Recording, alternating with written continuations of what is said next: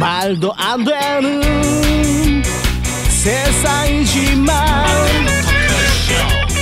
세상 누구도 그 누구도 관심 없지만 저 세상 어디에 독보적인 텐션 영혼들의 현 세상 관심 받는 토크쇼.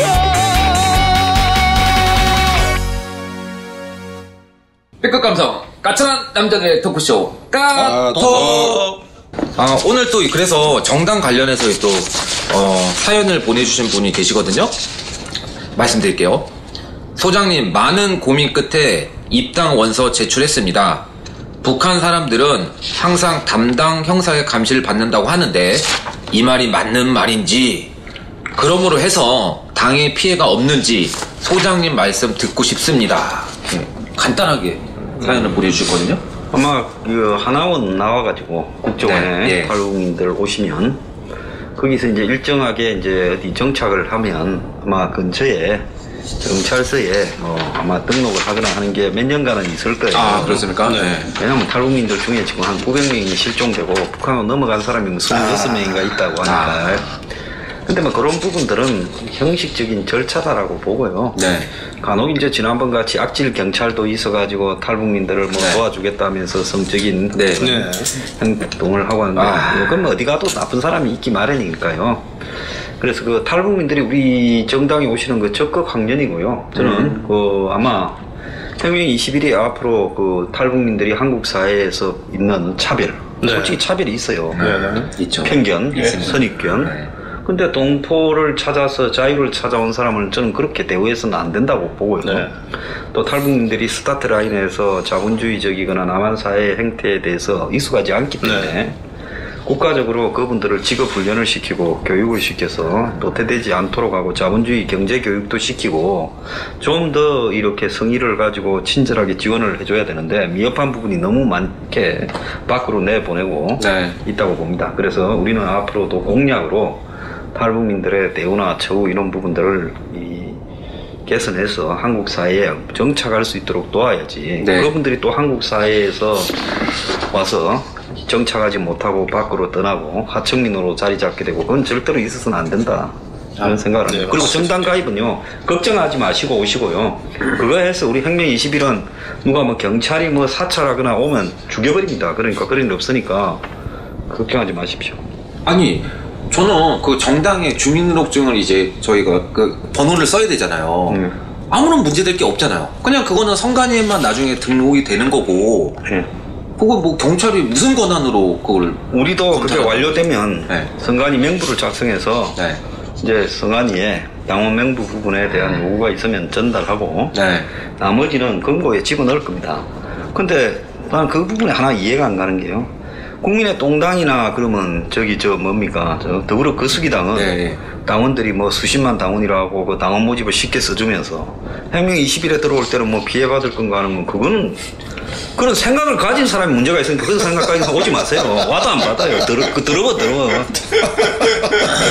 아니, 아무리 뭐 지금 시대가 독재 시대라고 하더라도 그건 아니잖아요. 은행인 가고 모든 신용카드고 관공서에 안 적는 게 어디 있어요. 그렇죠. 근데 왜 우리한테만 유독 그걸 적으면 뭐 이런 걸 불이익을 이야기해요? 의사분들이 한 50명도 넘는데 당원에 그 한국 사회에서 제일 시선을 가질 분이 그런 분들인데 그 전에 개의치 않고 들어오는데 뭐 그렇게 가진 게 많고 이럴 게 많다고 그런 말부터 난 그건 굉장히 불쾌하다고 생각해요. 그래서 주민등록 뒷번호 안 적으려면 차라리 당원 접수하지 마세요. 우리가 무슨 뭐 구걸당입니까? 아니, 혁명 21에서만 주민등록번호 전부 다를 받는 게 아닙니다. 그러니까 선관위에서 등록이 안 되잖아요. 네, 맞습니다. 요거 하기 때문에 하는 거예요. 이분들이 이제 정당 당원 가입을 해보신 적이 없는 분들이니까. 그래서 한 번도 그런 이제 당원을 가입해보신 적이 없다 보니까 이런 것 같은데. 아니 근데 소시민들이 큰 불이익을 받을 일이 있어요? 전혀 없습니다. 어디 뭐 집에 금고를 갖다 놓고 금덩어리 넣어놨어요?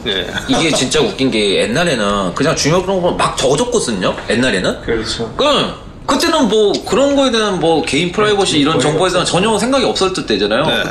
아니 어디 그 가입했다가 네. 그거 팔아먹어가지고 수십만 수백만 명의 기록들이 온 사방에 다 팔아져요. 정부가 백화점에 응모해둬요. 네, 맞아요. 근데 그런 거는 괜찮고 여기 당원 들어올 때만 문제가 돼요. 네, 그렇죠. 이거는 뭐 전혀 걱정 없이 그 가입을 하시면 아무런 관련이 없습니다. 예. 바로 그러면 또 다음 사연으로 가볼까요? 예, 어떤 고민이든 여기에 적어주세요. 많은 전문가들이 앞으로 경제 위기가 올 거라고 하는데 그 형태는 어떤 모습이 될까요? 지금의 불황이 계속되면 그 모습은 디플레이션의 모습을 보일 것 같은데 문재인 정권은 엄청난 돈을 풀어대잖아요. 그렇다면 오히려 인플레이션이 문제가 될까요? 그 엄청나게 풀린 돈들이 만약 디플레이 블랙홀에 빠져버린다면 그 유동성들은 차후 단순히 디플레이 효과에 매몰되어 버리는 건지 아니면 차후 경기 회복기에 또 그 풀린 유동성으로 인한 부작용을 연속해서 겪게 될까요? 뭐 이런 내용들입니다. 이분은 아마 저 경제학적 지식을 갖다가 테스트를 해보려고 그냥 질문 안에 답이 나와있네 보니까. 네 보니까 이제 뭐 근데 내가 답을 해줄게요. 1번이 한번 보세요. 85년인가 프라자 합의를 해가지고 수출이 안 됐잖아요. 그러니까 환율을 인상을 2배쯤 해버렸으니까 나카소네하고 레이건하고 했죠. 그때 이제 미국이 굉장히 경제적 침체에 빠지니까 일본, 독일 등 미국에 수출해서 돈 많이 버는 나라를 다 쪼았어요. 그래서 일본이 이제 대표적으로 걸려가지고 일본 엔화의 가치를 높이니까 한마디로 달러 수출이 안 되는 거죠. 그렇죠. 어렵죠. 엔화 절상 때문에요. 그래서 그 뒤로부터 일본이 한 5년간 경제가 수출이 잘 안 되면서 경쟁력을 상실하고 침체가 되어 갔어요.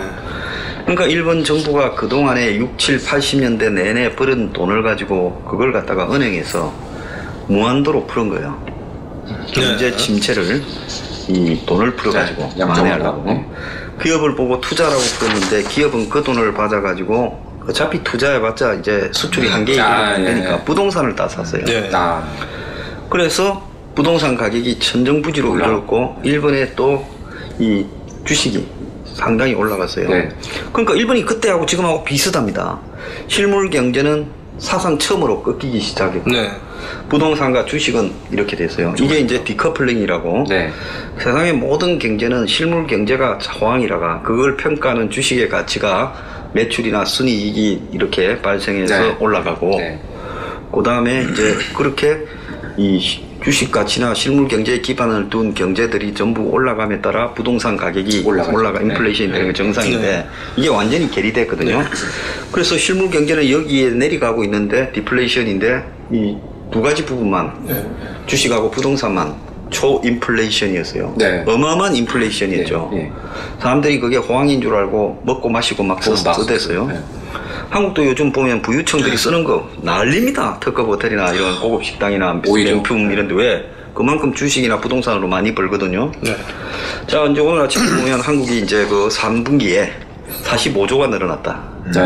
3분기에만 7% 지난해 같은 분기보다 이렇게 이 돈이 대출이 많았다.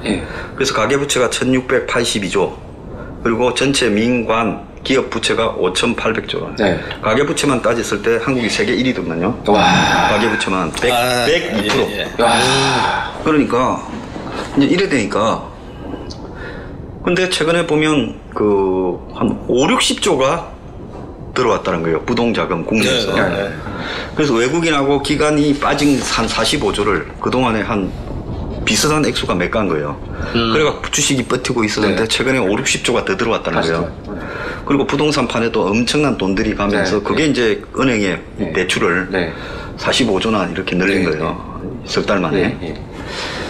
그래서 이제 내가 볼 때는 일본의 그런 때와 유사한데 이게 옛날에 미국의 1930년대 대공황이나 그 다음에 한국의 외환위기나 또 그 미국의 닷컴 버블이 꺼질 때나 또 2008년에 저기 미국의 금융위기 서브프라임 사태가 올 때나 다 보면 실물 경제가 지금 상승해서 가야 되는데 닷컴 버블 때도 보면 버는 한마디로 비전이 있어 모델이 없는데 쓸데없는 쓰레기 주식들이 엄청나게 올라갔거든요.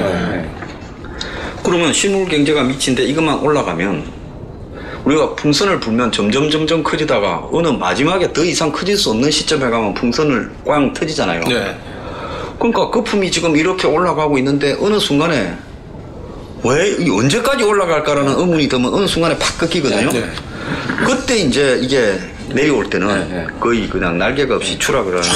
풍선 터져. 그 일본이 그렇게 해가지고 부동산 가격이 꺾이니까 돈 빌려갖고 부동산 사재꼈던 뭐 골프장부터 막 위락시설부터 막 엄청나게 사재꼈던 기업들이 다 망한 거예요. 네.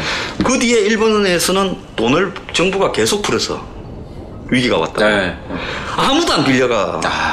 오히려. 공짜로 갖고 가라도 안 갖고 네, 가고 네. 오히려 조금씩 벌면 그걸 빚을 다 갚아서 네, 부채 축소 지향을 네, 하더라고요. 네, 그래서 일본의 교훈이 뭔가 하면 이게 한번 빠져들고 나니까 이제 인플레이션이 꺾여버리고 나니까 디플레이션으로 바로 가게 되면서 네. 그 뒤부터는 정부가 경기를 부양하려고 돈을 아무리 풀어도 네. 사람들이 돈을 빌려가기는커녕 오히려 빚진 걸 다 갚아서 돈만 생기면 부채를 줄이더라고요. 네, 네. 그래서 내가 볼 때 인플레이션, 디플레이션이 뒤섞여 있지만 이 자산 시장의 인플레이션과 실물 시장의 디플레이션이 뒤섞여 있죠. 결론은 거품이 꺼지면 그때는 사회 전체가 일본처럼 20, 30년에 이 디플레이션으로 가게 되고 경제 규모가 줄어들고 결국 돈을 아무리 풀어도 이 돈은 유동성의 함정에 빠져서 아무도 빌려가거나 쓰거나 투자하지 않는다. 지금은 이게 꺼질 거라고 생각하니까 투자를 하지. 꺼져버리고 나면 그때는 전부 뒤어가지고 빚이라 그러면 발발발발 뜨는 상태고 나는 그렇게 봐요. 진짜 지금 근데 제가 봐도 아무리 봐도 이해가 안 가는 게 주식은 계속 올라가잖아요. 근데 국민의 삶은 점유가서 떨어지고 있거든요. 자, 근데 주식이 회사의 기업의 실적, 매출과 순이익에 기반을 둔 실적인가 아닌가를 보면 되죠. 아니 그러니까 지금은 이명박 때 박근혜 지금 어느 정도 경제가 돌아갔을 때 그냥 그 두 정권 때도 경제 사정이 좋지는 않았어요. 하지만 세계 평균보다는 높았거든요. 괜찮았죠. 그 정도 같으면 꽤 선방한 건데 지금 소장님 말씀하신 그런 현상이 나타나는 건 사실은 돈을 풀어도 돈이 생산 자본 쪽으로 안 가잖아요. 네. 그렇죠. 지금 누가 설비 투자합니까? 그러니까 부동산하고 저런 데 주식으로 갈 수밖에 없는 거죠. 일반적인 현상인데 90년대 초에 왜 거품 경기 나가지고 지금까지 존수가 있잖아요. 어찌 보면. 네, 그렇죠. 심각해요, 그럼. 근데 이게 세계가 보니까 지금 227조 달러의 부채인데 작년 말까지 이렇게 점진적으로 올라오다가 올해 바로 이렇게 올라버리더라고요. 그러니까 세계가 다 빚잔치를 하는 거예요. 코로나 핑계로 정치인들이 다 빚잔치가 미국도 빚잔치 했잖아요. 돈 나눠주고. 그러니까 결국 코로나가 조금 완화된다 해도 지금 이 우리가 코로나 이전의 사태로도 못 가요. 이전의 사태가 좋았던 시절이 아니에요. 그때도 경제가 완전 불황에 접어들었지만 코로나가 꺼진다 하더라도 이전으로 가는데도 5년, 10년이 걸릴 거예요. 코로나 이전으로. 그러니까 이 풀었던 돈의 후유증이 100% 약한 곳에서 터진다는 거예요. 그 금융위기로. 그래서 오늘도 재경부 1차관이 회의를 하면서 이게 금융 건전성의 악화에 유의해야 된다고 이러는데 솔직히 말하면 아무리 단속하고 스트레스 테스트라고 해가지고 은행이 그 사고 날 건가 안 날 건가 검사를 해도요. 이게 조직적으로 은폐라는 게 있습니다. 그렇게 돈을 못 빌려주게 해도 44조를 빌려줬잖아요. 석 달에 45조. 그러니까 이게 조직적 은폐가 아니면 깜짝 놀랐을 거예요. 아마 정권도 45조가 나갔는가. 그러니까 이게 이 터지기 전에 단속을 미국이 한번 봐봐요. 서브프라임이 터질 거라는 걸 몇 사람은 예고를 했어요. 그런데도 불구하고 터지기 전까지 미국의 연준이든 미국의 재무부든 그 다음에 월스트리트든 아무도 그거를 갖다 신경 쓰지 않고 그 바람에 돈 벌어먹자고 다 뛰어들었죠. 그러니까 원래 이게 돈의 광풍이 불면 경제학이 필요 없는 거예요. 경제학의 근본이요. 본원적 가치에서 벗어난 파생적 가치가 본원적 가치가 형편없는데 파생적 가치만 좋을 수가 없다는 거예요. 그러니까 본원적 가치는 실물 경제고 제조업이나 뭐 서비스업, 자영업 이런 거고 파생적 가치는 그게 뭐예요? 지금 주식이나 부동산이에요. 실물 가치가 나쁜데 파생 가치가 좋다라는 거는 상상을 할 수 없다라는 게 경제학의 기본이에요. 그렇죠. 근데 이 이야기를 하는 놈이 아무도 없이 오늘 보니까 한국 뭐 자본시장연구원 이름도 정경련 비스무리한 놈이 뭐 코스닥이 지수가 2,700에서 2,900 간다고 또 쇼를 했대더만. 내년에. 코스피가요? 근데 이 주식은 실물 경제에 변화한 거 경영 그대로 반영하는 게 아니고 그 중에 50%는 사람의 심리거든요. 맞아요. 심리가 반영되기 때문에 주식 가지고 올랐을 때도 신문 경쟁은 나중에 주식은 약간 도박성이잖아요. 그러니까 하루아침에 바뀌는데 그걸 가지고 무슨 반등했다라고 이야기 못하는 거죠. 지금 한국에 어디도 돈 벌 방법이 없잖아요. 예, 부동산하고 주식 말고는.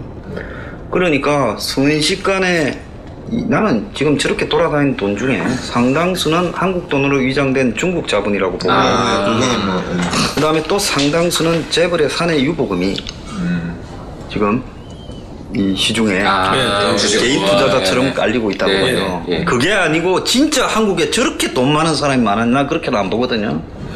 그렇기 때문에 이런 부분들을 감추고 있다가 가끔씩 부동산을 누가 샀는가 이야기하면 법인이 사고 아파트를. 맞아요. 그 다음에 중국 자본이 중국 사고 자본. 그러잖아요. 근데 거기서 걸러진 것도 저는 30%도 안 된다 봅니다. 그러니까 이렇게 이 마니 게임에 네. 돈이 내가 만약에 우리 회사에 사내 유보금이 한 300조 있다. 네. 뭐 200조 있다 생각을 하면 그 돈을 싹 해놓겠어요. 어떤 형태로든 교묘하게 풀어가지고 이참에 예. 그럼 아무래도 내가 끌고 갈 수 있는 예. 투기판이 있다면 배팅을 하겠어요. 투기판 배팅을 하지 않겠습니까? 보통은. 근데 지금 중국 자본 이거는 뭐 집값 우리나라 집값 올라갔다는 거 이건 당연한 일이고 지금 우리뿐만 아니고 특정한 나라에서 그 나라 실물 경제의 움직임과 전혀 관계없이 부동산이 급격히 뛸 경우가 있거든요. 대표적인 캐나다 같은 경우 전부 중국 애들입니다. 그때 올림픽 때문에. 네, 중국 애들이 나와요. 특히 이제 밴쿠버 같은데. 호주, 밴쿠버, 다니지. 그것도 국방부에서 관리를 앞으로 해야겠네요. 그건 안보 문제라서 중국 애들이 돌아다니고 이동하고 또 사고 하는 거는 유럽에는 있질 않습니다.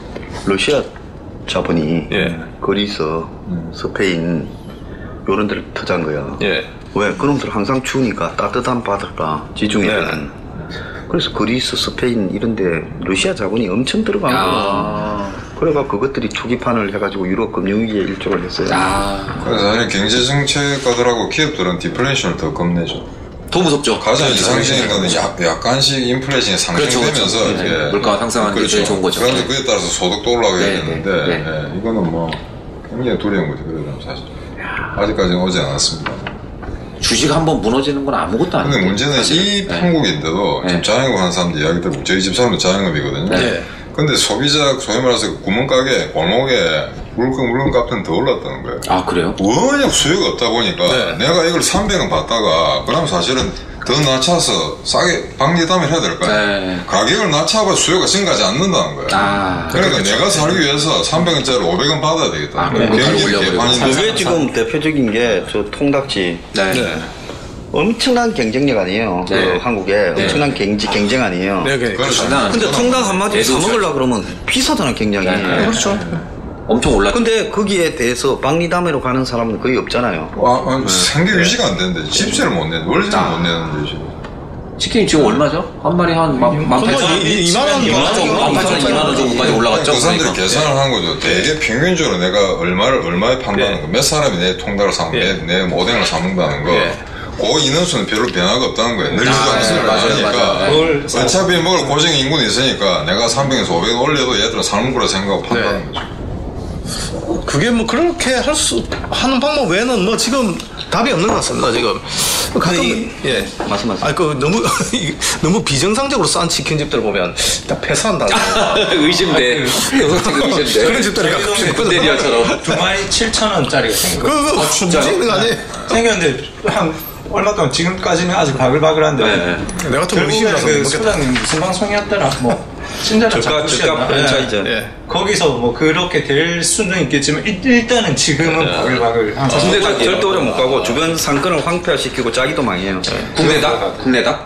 그건 모르시고 그러니까 수학님이 지금 유평에서 여러 번 말씀하신 것처럼 정부가 이거 그냥 단도를 하든지 코로나 때문에 아니면 이거 제대로 그냥 부양책을 쓰든지 하는데 하루가 다르게 이야기하잖아요. 그래서 지금 이번 주부터인가 저희 집사람 커피숍 하는데 커피숍도 종류회를 막론하고 무조건 이제 의자 못 앉힌대요. 무조건 테이크아웃. 맞아요. 지금 왜냐면 이거 막 매상 확 줍니다. 그렇죠. 이제 아무래도 커피숍 전에는 큰 체인점들만 했는데 개인 카페도 조그만 거지 아무것도 하니까. 아니 지금은 여름도 아니고 밖에 또 춥잖아요. 그래서 테이크아웃 쉽지가 않거든요.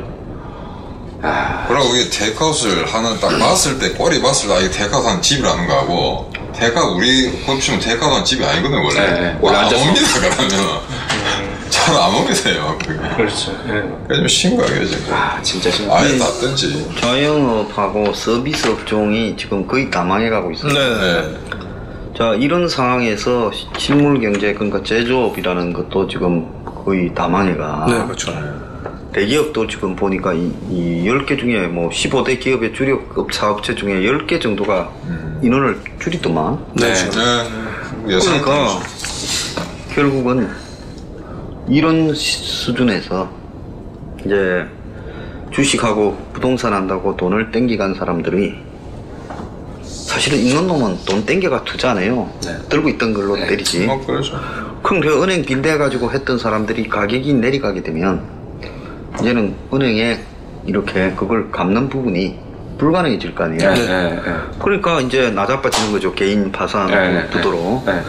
그러면 이런 거는 이제 나가기 시작하면 그냥 일정한 비율로 거의 다 자빠지는 거예요. 네. 통계적 확률로. 그렇기 때문에 은행은 자기들로서는 예측하지 못한 피해다라고 하겠지만 실제로 은행들 중에는 내부적으로 얼마쯤 데미지 입을 건가 계산들 다 했을 거예요. 네. 그런데도 말하지 않는 거예요. 왜? 그거를 내가 우리 회사에서 회의에서 제기해서 이야기를 하고 뭐 이렇게 하면 그럼 돈 빌려주지 말라는 거냐. 돈 빌려줘야 돈 벌지. 그렇죠. 그러니까 누구도 그 이야기를 안 하는 거예요. 그렇죠. 네. 그러니까 이런 항상 보면 터지고 난 뒤에야 수습이 되지. 조직 내에서 이렇게 들어가면 문제가 될 수 있으니까 이제는 해수에 들어갑시다 이러면 딴 놈들이 열심히 빌려주는데 우리는 해수를 해? 그렇게 되는 거죠. 네. 남들이 예스 할 때 노를 할 수 있는 용기가 필요한데 그런 사람이 진짜 없어요 사실. 지금 온통 부동산 투기 장려하는 유튜버들, 뭐 주식 장려하는 유튜버들이 판을 치잖아요. 네. 근데 그놈들은 이 거품이 계속 갈 거라고 생각하죠. 그리고 무슨 백신만 개발하면 코로나가 원날로 회복될 거라고 생각해요. 그건 어렵습니다. 그게 전부 사기라는 네, 거예요. 어렵습니다. 백신 저거 나와보면요. 네. 미국에서 이제 네. 해서 물백신이라고 될 가능성이 나는 매우 크다고 봅니다.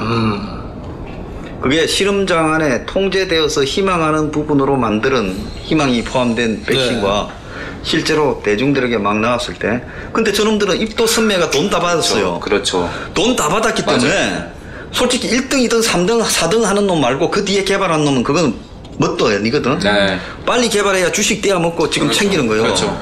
그놈들이 백신 팔아서 돈 버는 게 아니라 주식으로 돈 벌고 백신은 팔아서 또이또이만 하면 되는 거예요. 그러니까요. 화이자도 그렇게 했잖아요. 근데 그것도 남돈 입도 선매로 다 땡긴 거잖아. 미국이 지금 다 미국이 미국이 뭐야 6억 개를 산다며 6억 개. 이런 식으로 나라마다 다 팔아먹은 거예요. 입도 선매로. 그러니까 그놈들은 백신에 대해서 물 백신이 된다 해도 너저저가 딴 놈한테 선방 맞아서 딴 놈이 히트치고 다 벌어먹는 것보다는 내가 선방 때리자고 할 수밖에 없는 거야. 근데 미 대선 전에 하면 어떻게 되겠어요? 백신으로. 그러면 트럼프가 안 될 것 같은데 바이든이 되면 만약에 트럼프 도와준 거 아니야. 네, 그렇죠. 그렇다가 진짜 뭐 바이든이 돼버리면 그놈을 그냥 두겠어요? 그러니까 이놈들이 계산 딱 한 거지. 대선 직후에 개발했다고 발표하잖아. 화이자 모더나부터 다 그짓하잖아요. 그렇기 때문에 저거 백신이 물 백신 가능성이 나는 매우 근데 백신도 근데 신기한 게 뭐 타이밍을 짜맞췄어요? 어떻게 기가 막힌 타이밍에 서로 계산한 거지. 전략적인 거는 뭐 우리가 1등 갈까 네가 1등 갈까 이러다가 화이자가 아무래도 모더나보다 훨씬 그게 하니까 크잖아요. 우리가 1등 가라. 저렇게 다 짰다고 봐요. 밑에서 그 다음에 모여가. 아스트라제네카는 그 다음에 하고. 근데 지금 유튜브에 그 뭐 주식하고 경제동에 이야기한 사람들 우주충신을 좀 써가지고 있는데 근데 이 사람들 하는 문제가 소위 말해서 세계 경제 그 다음에 국제정치 이런 건 전혀 몰라요. 오로지 그 투기 쪽에만 이야기 때문에 그거 문제가 큰일 납니다. 맞아요. 근데 석학들도 마찬가지예요. 옛날에 밀턴 프리드만 걔가 무슨 경제에 지렛대 완전 개판쳤거든요. 80년대 초에 걔가 말한 게 하나도 안 맞았어요. 그 인터뷰를 했더니 뭐라는 줄 알아요? 나는 70년대 말에 이란에서 혁명이 날 줄 몰랐다. 아니 선생님 요즘에는 그 뉴욕대 교수인가요? 그 루비니 교수? 그분은 어떤 말을 하죠? 닥터 둠요. 저 사람은 몇 년 전에는 떠들었었더만 세계가 돈을 너무 풀어가 망한다도 요즘 조용해요. 그러니까요. 상대적으로. 근데 이제 저 사람도 보면 경제학 교수 저 정도 되면 솔직히 말하면 교수 수입은 그냥 룸살롱 한 번 가는 돈이에요. 미국도 교수 수입에 한 100배, 1000배, 10,000배를 자문, 네. 뭐 또 투자회사에 대한 이런 부분으로 다 엮여 있어요. 그래서 최근에 미국에 보면 경제학의 노벨 경제학상을 받았거나 석학이라는 사람은 중에 경제학에 대해서 제대로 책을 하나 쓰는 놈이 없어요, 미국에. 이게 뭔가 하면 경제 경영 분야의 교수들은 미국도 전부 다 한마디로 이 돈에 다 줄 쓴 놈들. 그러니까 그 사람이 어둡다고 내려간다 하면 이제 돈을 누가 주겠어. 지난번에 한 맞췄다고 떴으니까 지금은 이제 챙겨야지. 네. 그래서 노벨상도 평화상하고 경제학상 없애야 돼요. 정탈이에요. 그렇죠. 뭐 물리학, 화학 이런 쪽으로만 해. 이번에 바이든 정부의 다음 차기 재무장관 후보로 올려내자. 뭐 워렌이 될 줄 알았는데 계좌가 됐더라고요. 약간 좀 시장 친화적인 보수적인 그런 사람인데 남편이 경제학 노벨 경제학상 뭐 에클러프인가 뭐 하는 사람이죠. 근데 그 뉴스로 봤지만 노벨 경제학 받은지 듣도 보도 못했어요. 그 사람. 우리하고 유리돼 있다는 거예요. 그래요? 네. 노벨 의학상 나왔다 무슨 뭐 나왔다는 우리가 알아서 일반 독자들이 이번에 이런 나라에서 받았구나. 네. 근데 요즘 존재도 없이. 존재감이 없죠. 뉴스에도 안 나오잖아요. 그러니까.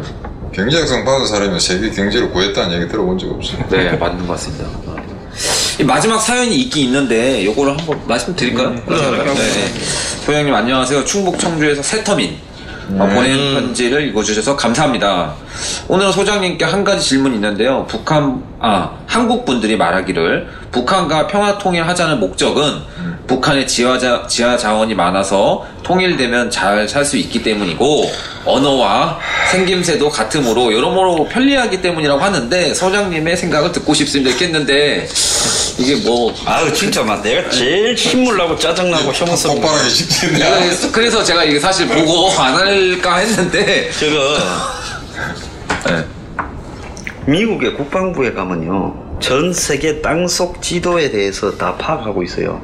그래서 미국 국방부가 전 세계의 땅속에서 나오는 지하 자원의 가치, 총액 이런 걸 다 정리하고 있어요. 그래서 미국이 국방부가 움직일 때는 항상 지정학적 논리에 따라 움직이는 거예요. 옛날에는 석유를 지켜야 되니까 했지만 이제는 미국에서 세일 가스, 오일이 나오니까 할 필요 없다고 다 철수하고 있잖아요. 아프리카까지 다 있어요. 북한에 만약에 정말로 돈이 되는 희귀 지하 자원이 있다면 미국이 아니라 옆에 붙어있는 중국 놈들이 다 들어가서 도로까지 닦아가지고 1대1로라 해서 하면서 그 안에서 도로까지 다 닦아서 중국으로 다 싣고 갔을 거예요. 근데 한번 봐요.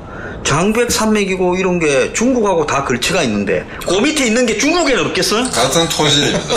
남한 진짜 같은 토질이에요.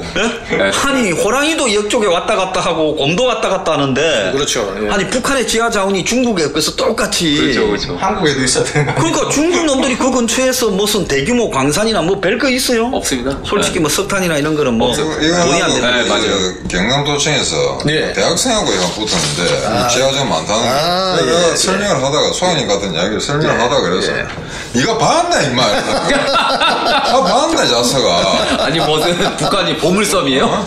보물섬이야? 보물섬 없습니다. 없어요. 20년 전에 미국에서 북한의 지하 자원을 다 유명한 이 컨설팅 그룹들을 동원해가 다 스크린했다는 거예요. 별거 없다는 거예요. 그런 거. 그러니까 그런 헛소리 이런 거 보내지도 마 짜증나니까. 이런 답변 나올 줄 알았어. 그 세터민이라고 하셔갖고. 근데 이 보낸 사람이 그 탈북자예요. 네, 그래 못해요. 그럼 북한에서는 더 잘 알겠네.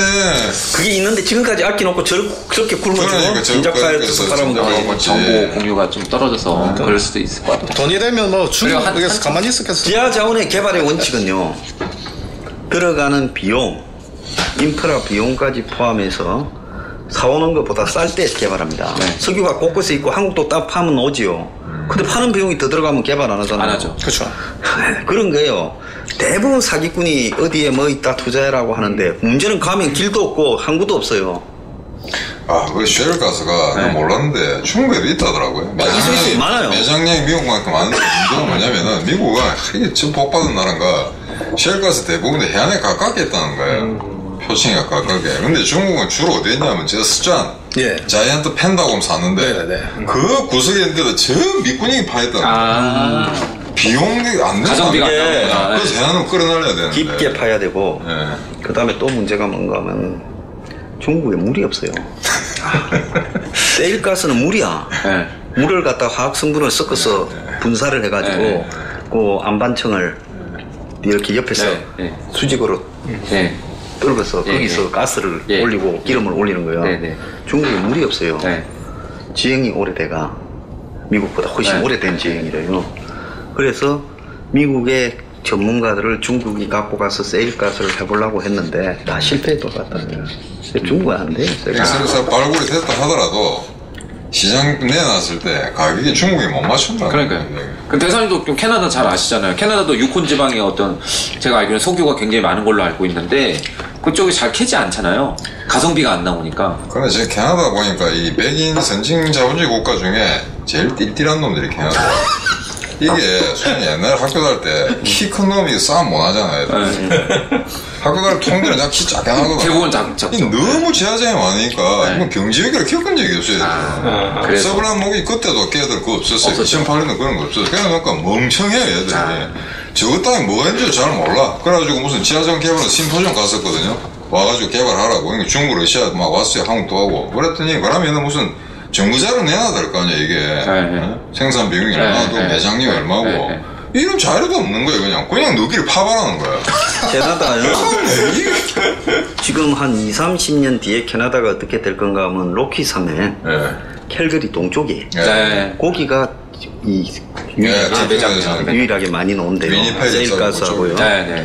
그래서 거기가 지금 미국이 벌써 관을 다 꼽아버렸어요.